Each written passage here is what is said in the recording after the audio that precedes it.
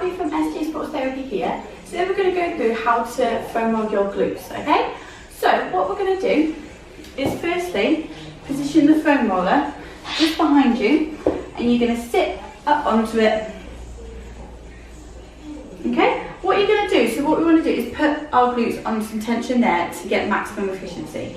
So to do this, we're going to cross our one ankle over onto our opposite knee, and then we're just going to lean over slightly onto that lifted, onto the side of the lifted leg, okay?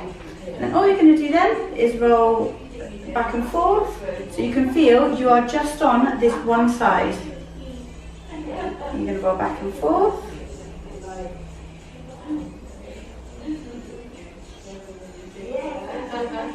Okay, and if you do this for about a minute on each side,